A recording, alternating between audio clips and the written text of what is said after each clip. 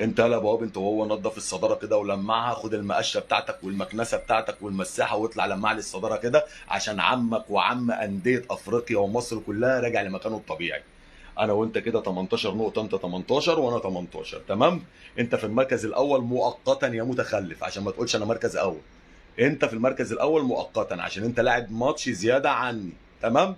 العب انا بقى، انت تريح الاسبوع الباي بتاعك والعب انا الماتش بتاعي، افرق عنك 3 نقط. وعمك بيراميدز يجي ياخد مكانك، اللي هو خد مكانك الطبيعي طبعا عامه، ياخد مكانه في المركز الثاني.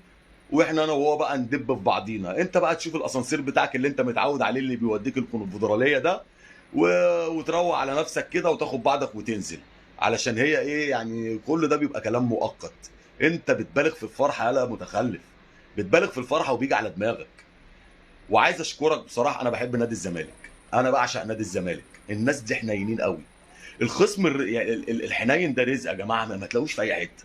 الناس دي حنينه كده عارف حنان الام، عاملين زي حنان الام بالظبط. مش عارف اقول لكم ايه. هي المحله منين؟ محله منين يالا انت وهو يالا؟ فين السمج اللي كان بيقول لك مش شايفك وبتاع ومش عارف ايه، وهات لك شاشه كبيره؟ يا سمج انت وهو يا بواب، على مكانك الطبيعي يالا انت وهو. ابعتها له.